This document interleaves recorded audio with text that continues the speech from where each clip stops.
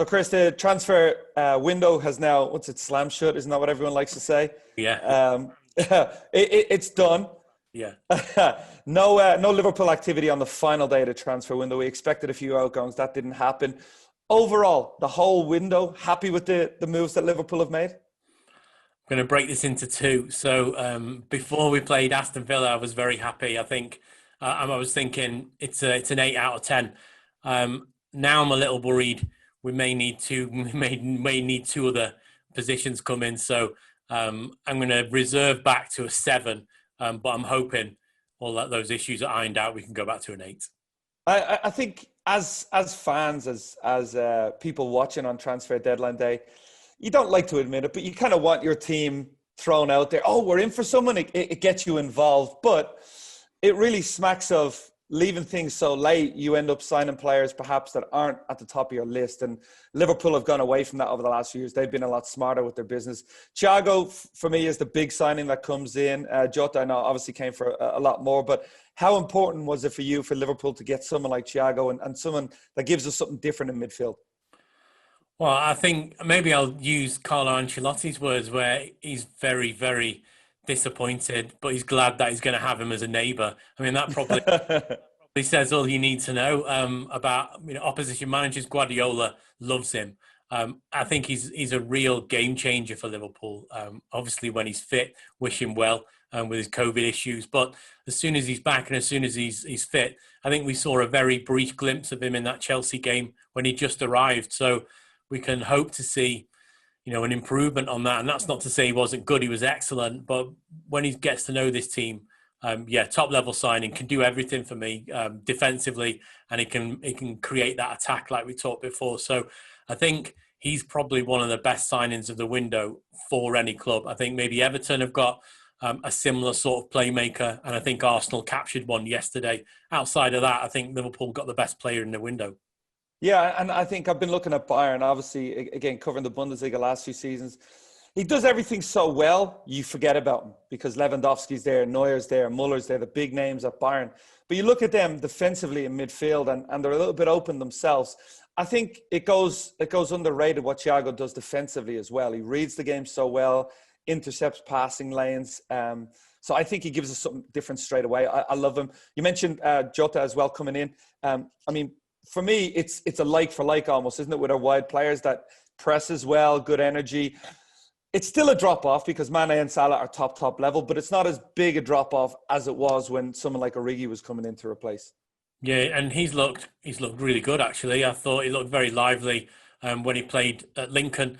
And I thought even though we had a terrible game against Villa, he was one of the two shining lights. Yeah, he operates on that left-hand side. And I think he's just what Liverpool need. He's able to give Mane a break if he needs it. That's what he's there for. But he's able to give Salah a break because obviously Mane can flip over onto that right-hand side. So, yeah, he's what's needed. I think, we've been linked with players in that position before. Christian Pulisic, of course, Timo Werner as well. Pretty much the same area, the same sort of work. So Liverpool obviously done their homework and they've got themselves a player which looks good and took his big moment away from him. Obviously, he scored his goal against Arsenal. So, yes, he did, yeah. I think he's hit the ground running and, yeah, another one that'll settle in and a player that seems to know his position in the team and what he's there for. And I think that's real healthy as well. He's not going to be whinging, why aren't I starting? Sure. I think maybe Timo Werner does that. I want to be starting more. And I think Jota knows his position and he's happy to do that. And it instantly becomes a harmonious team player. Yeah, and I'm almost disappointed. Not that just for Jota, but the Carabao Cup. I thought that the performances were good. The performance against Arsenal was good with that second group.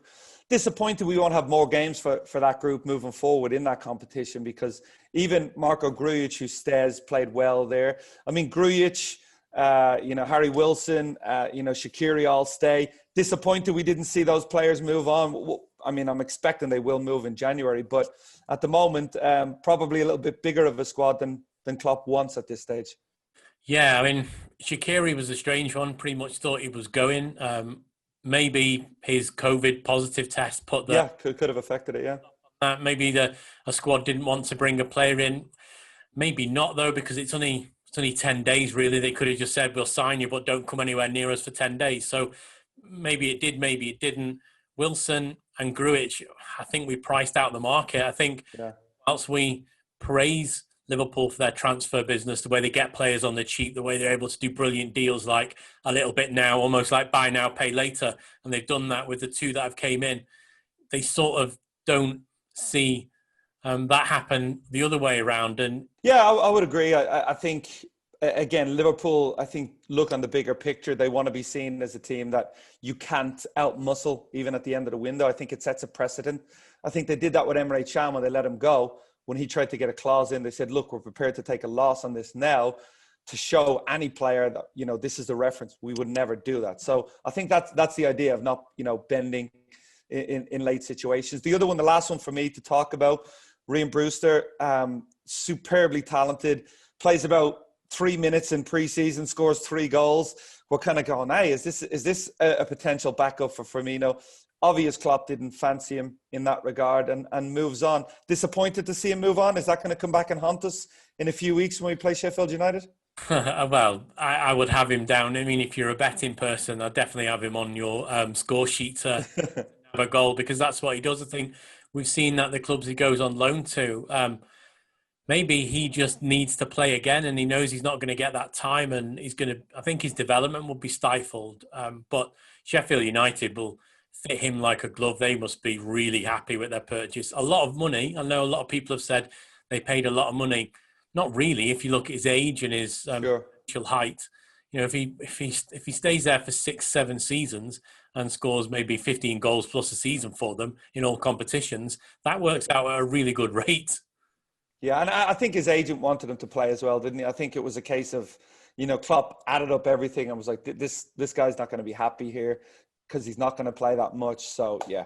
But hopefully he does it for 2 years for them, and then we see him back at Anfield with that buyback clause.